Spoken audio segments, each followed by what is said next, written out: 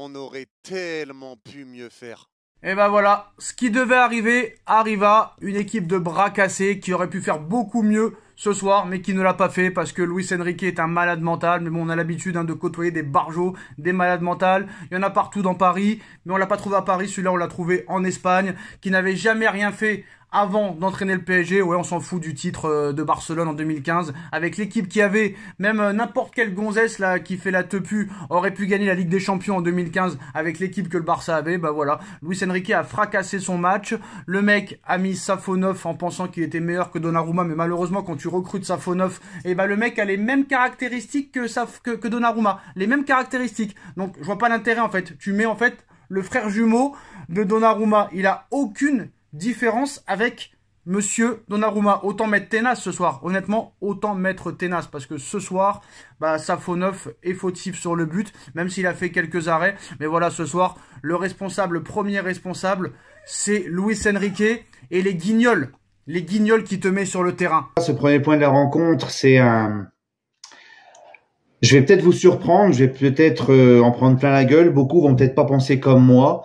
Mais c'est une défaite. Mais je suis moins en colère que les précédentes ou le 1 partout contre le PSV par exemple. Parce que là, j'ai trouvé que le Paris Saint-Germain, alors en face, c'est un très gros adversaire qui restait sur 6 victoires consécutives avec 6 clean sheets. D'ailleurs, ça leur en fait 7 ce soir.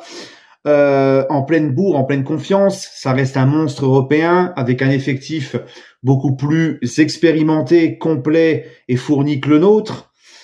Mais malgré tout, j'ai trouvé un PSG qui a perdu, mais sans être ridicule. La situation est très préoccupante. On est 26e au classement, potentiellement 30e demain après les autres matchs, 31e si toutes les équipes derrière nous gagnent, y compris Bologne par 3 buts d'écart contre Lille. On en est à faire ce genre de calcul.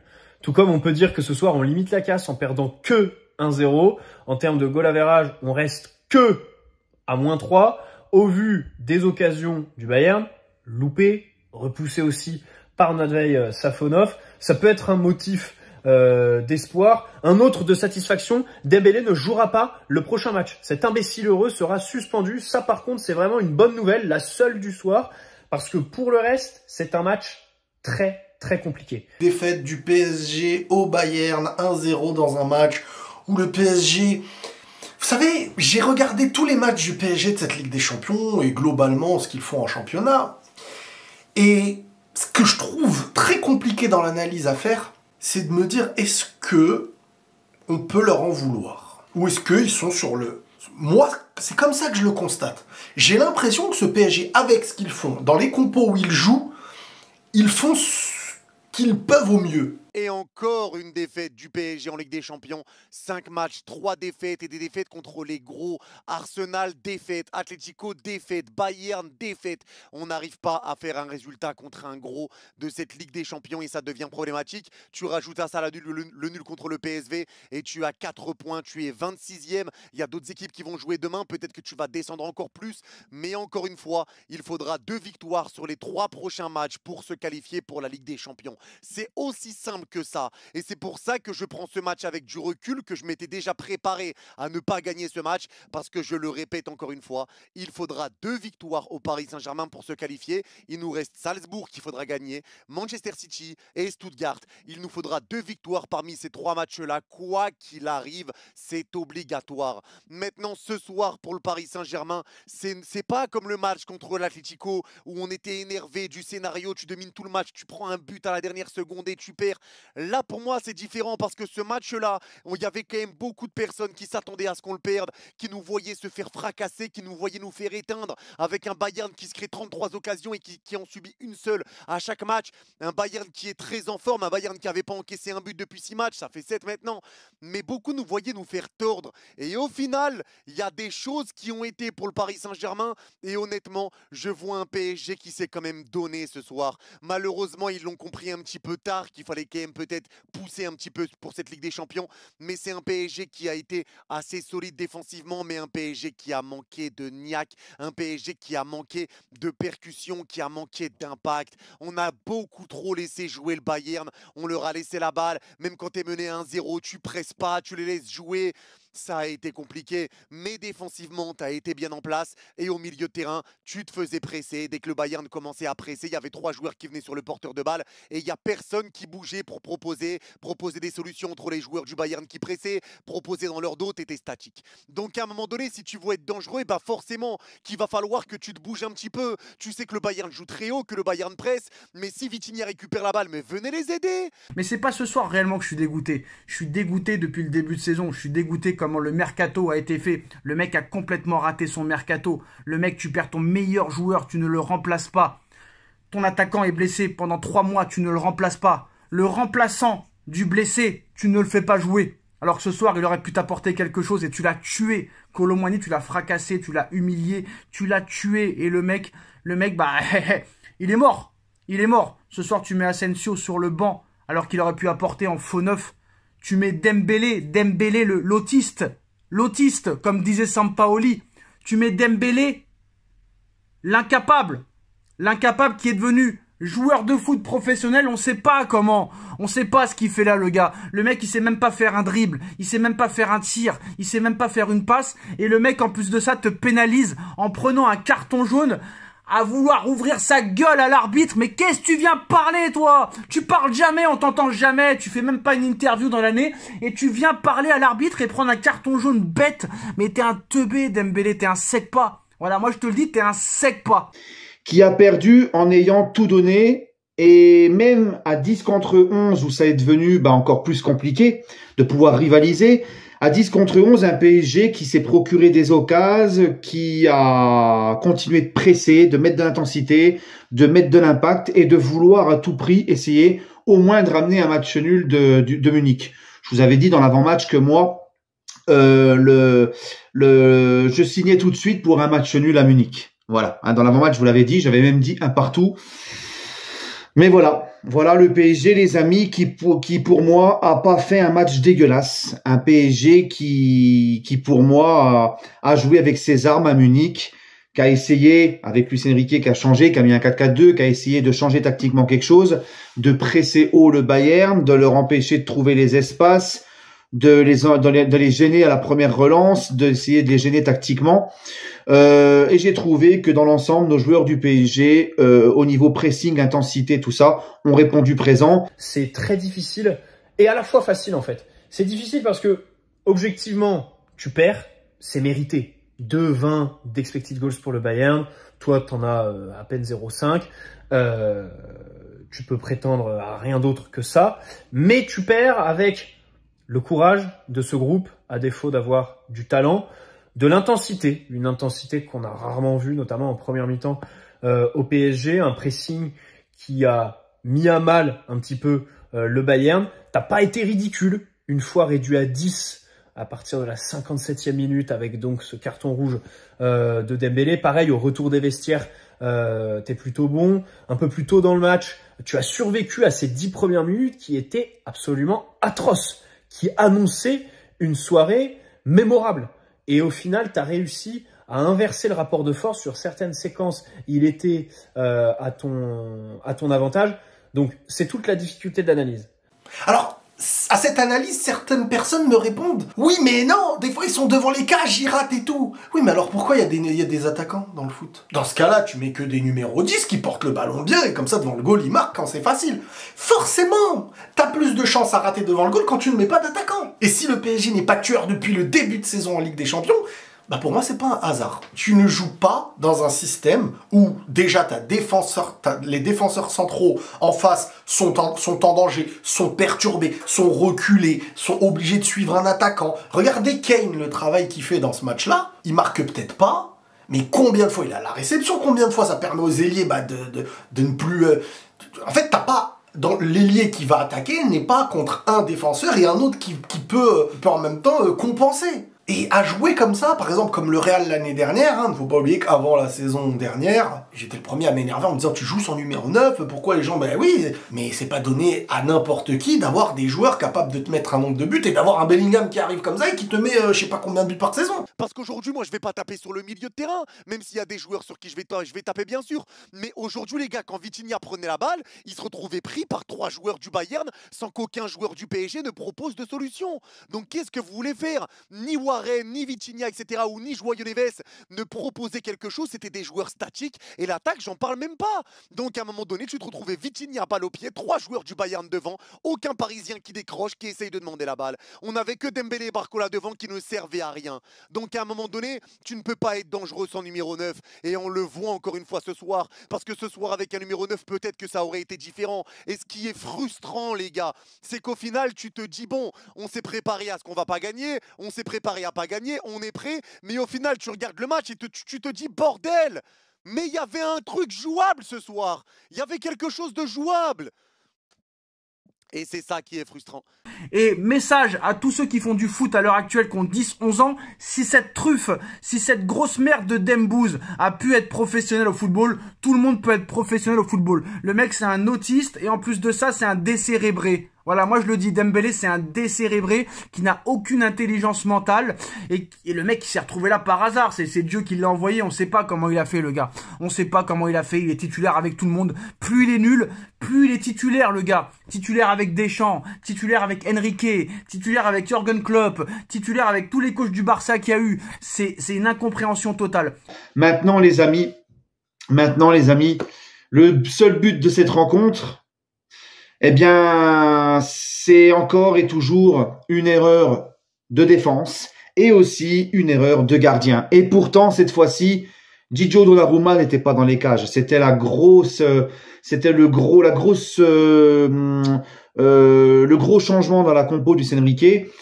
Surprise, non, parce qu'on sentait que Donnarumma, ça devenait de plus en plus compliqué et on a vu Safonov ce week-end en tant que titulaire, donc on pouvait le pressentir, mais c'était quand même un gros coup de mettre Safonov titulaire ce soir dans un match face au Bayern, alors que Donnarumma n'est pas blessé ni quoi que ce soit, ni malade. Donc c'est un gros désaveu de la part du coach envers Donnarumma. Et moi j'avais fait une vidéo, pour vous dire que je ne voulais pas que Donnarumma soit prolongé au PSG et que pourquoi pas dès maintenant on essaye de tester un autre, Safonov ou Tenas, et Donnarumma, fallait peut-être commencer à tourner la page parce que dans les gros matchs qui comptent en Ligue des Champions, à chaque fois, il va te faire une merde qui va te coûter un but. Et là, malheureusement, Safonov, ce soir, à la place de Donnarumma, a fait exactement pareil. Après, le problème, c'est que cette analyse est aussi facile, tout simplement parce que c'est la même que les autres matchs, ce sera la même sur cette saison, à savoir, on se heurte aux limites intrinsèques de ce groupe, voilà, des joueurs qui sont dévaillants, mais qui manquent cruellement de talent, surtout dans les zones de vérité en Ligue des Champions, à savoir les deux surfaces. On a ce sentiment, je ne sais pas si je le partage, mais cette idée que, allez, 1 ou 2 ajustements et on est une bonne équipe qui tient la route. En gros, bon, 1 ou 2 recrutements, quoi. Un bon gardien, un vrai numéro 9. Peut peut-être rajouter un ailier gauche pour ce soir, parce que la stat de Manuel Neuer qui a plus de dribbles réussis que Fabian Ruiz, Dembélé et Barcola réunis, celle-là, je vais me réveiller à 3 h du matin en faisant un malaise cardiaque. Le numéro 9 dans le foot, faut pas l'oublier, ce profil-là, ce rôle, c'est hyper important. Et j'ai l'impression que de plus en plus, on est en train de se dire, il y a les coachs qui veulent travailler que sur l'idée de porter le ballon. Et là, tu mets un gros milieu, contre le Bayern, t'en mets 4. Tu dis devant on a les 2 flèches et au milieu on met les porteurs. Ce qu'on a, voilà, porteurs, costaud, machin. Bah ouais, mais bon. Moi j'arrive pas à en vouloir aux joueurs. Franchement, j'arrive pas à en vouloir aux joueurs. Ils se battent, ils ont été pressés haut dans des moments où c'était dangereux. Franchement, moi je trouve que ce PSG. Bah oui, mais. En fait, c'est bien beau d'avoir le discours « Ouais, mais on ne dépend plus d'un joueur. » Non, mais ouais, mais alors, dépend d'un collectif qui fera mieux que quand tu dépendais d'un joueur. Parce que si tu dépends plus d'un joueur mais que tu fais moins bien, bah c'est mieux de dépendre d'un joueur. Je veux dire, c'est comme si quelqu'un il est à la guerre, il dit « Ouais, mais avant, on était meilleurs dans nos batailles, mais on dépendait que d'un seul guerrier. Maintenant, on est tous ensemble. Bon, mais on est moins bons. » pas cohérent. C'est ça qui est frustrant. Mais aujourd'hui, c'était un PSG qui a été bien trop tendre parce que nous, quand on était pris par 3 joueurs, on perdait le ballon. Nous, quand on faisait des prises à 3, ils arrivaient à conserver le ballon, ils arrivaient à se retourner, à partir en retrait. Le Bayern, forcément, a bien joué. Le Bayern était à la maison, le Bayern a un beau jeu, le Bayern est fluide. Mais moi, j'ai vu un PSG qui a pressé, un PSG qui était assez haut, notamment sur la première mi-temps, mais un PSG qui n'avait pas peur. On arrivait à se découvrir, ça pressait bien. T'arrivais à récupérer des ballons grâce à ce pressing. Le Bayern gardait le ballon, c'était un peu compliqué de le récupérer de temps en temps aussi parce que forcément le Bayern se créait des situations, le Bayern n'était plus dangereux que nous, le Bayern nous pressait fort, le Bayern a plus eu la possession. Mais moi c'est un PSG qui ne me déçoit pas réellement ce soir. C'est un PSG dont on a vu les limites, dont on a vu des qualités encore une fois, parce que la charnière centrale, la défense pour moi a été impeccable, mais on a vu un PSG pour moi qui s'est fait carotte. Et je vous le dis très sincèrement, et là je vais parler de l'arbitre, parce que déjà sur l'ouverture du score du Bayern Munich sur le corner, ça m'énerve, parce que les coups de pied arrêtés, franchement, il y en a ras le cul. Hein, parce qu'à un moment donné, on sait qu'on est nul sur coup de pied arrêté défensif, on sait qu'on est nul dans la surface adverse, mais encore une fois, on est nul dans notre surface, et on est nul dans la surface adverse. Donc à un moment donné les gars, jusqu'à quand ça va durer? Il serait peut-être temps de commencer à bosser et de bosser enfin ces problèmes. Parce qu'il y en a qui vont tomber sur Savonov pour dire que oui c'est de sa faute, sa sortie est ratée. Mais déjà de 1 pour moi il y a faute de Jamal Musiala parce qu'il bloque Savonov. Et de 2 pour moi c'est pas Savonov le responsable. Pour moi c'est encore une fois le fait qu'on ne travaille pas les coups de pied arrêtés. Parce que le placement défensif est quand même calamiteux aussi sur le corner. Donc à un moment donné on ne fait qu'encaisser des buts sur corner. Sur le reste du match Savonov te fait un nombre de parades incalculable. Il te fait des grosse parade, il a été présent. Savonov est là pour enlever le ballon là sur la frappe de Musiala, il la pousse sur le poteau. Moi je vois un bon Savonov ce soir et je vais pas lui tomber dessus parce qu'il a fait une erreur, parce qu'on a pris l'ouverture du score à cause de lui, à cause de sa sortie. Pour moi déjà il y avait faute et en plus il a fait beaucoup d'arrêts derrière. Qui c'est qui met Warren Zaïre-Emery ailier droit? C'est l'entraîneur. Qui c'est qui met Fabien Ruiz titulaire? C'est l'entraîneur. Alors ce soir, bizarrement, tu perds, mais tu fais pas un si mauvais match que ça. Mais malheureusement ce soir le Bayern est nul. Voilà, moi je le dis, le Bayern est nul ce soir. Le Bayern n'est pas inquiétant. Limite, t'es peut-être meilleur que le Bayern dans le jeu, mais tu n'arrives à rien. Monsieur Luis Enrique, le guignol, parce que t'es un guignol, il faut le dire, t'es un gros guignol. Quand est-ce que tu vas comprendre que tu dois avoir un numéro 9, que tu ne peux pas gagner sans numéro 9? En Ligue 1, tu peux gagner, même avec 11 défenseurs. Même avec 11 défenseurs qui jouent en moins de 15 ans, tu peux gagner tellement que c'est faible. Mais la Ligue des Champions, ça n'a rien à voir avec la Ligue 1. Ça a des années-lumière, c'est le jour et la nuit, il n'y a pas photo. Tu ne peux pas gagner si t'as pas de numéro 9. Tu ne peux pas mettre un défenseur ailier droit, tu ne peux pas mettre un milieu de terrain, ailier droit, tu peux pas mettre un ailier droit, numéro 9, ce n'est pas possible, ce n'est pas acceptable, ce n'est pas concevable, ce n'est pas logique, ça n'a aucun sens. Safonov, ce soir, les amis, si on enlève sa boulette, Safonov fait un très bon match ce soir. Il enlève des super bons ballons, il a enlevé notamment une frappe énorme à 2-0, il nous maintient en vie. Avec il enlève la frappe de Musiala là du bout des doigts, il l'enlève sur le poteau. Il a fait les arrêts qu'il fallait, mais sur ce but, voilà, il n'est pas assez ferme sur sa sortie au point. Il manque d'autorité dans sa surface et il se trouve complètement sur sa sortie au point. Mais attention, je dis bien mais, parce que pour moi, il n'est pas le seul fautif dans cette histoire. Il y a aussi la défense qui défend très mal et il n'est pas normal de voir le Coréen Kim qui marque être tout seul et pouvoir ajuster tranquillement sa tête. Voilà. Donc ce but, c'est à cause d'une erreur défensive et une erreur aussi du gardien. Et comme je vous l'avais dit dans l'avant-match, si on espère ramener quelque chose face à Munich, là-bas, il va falloir faire le match parfait, sans faute. Et on l'a pas fait. C'est dramatique, c'est vraiment dramatique. C'est marrant parce que quand je vois la compo, donc l'espèce de 4-4-2, tout de suite je pense à celui que Christophe Galtier avait aligné au Parc en février 2023. Bien sûr, pas pour les mêmes raisons et pas du tout avec les mêmes ambitions.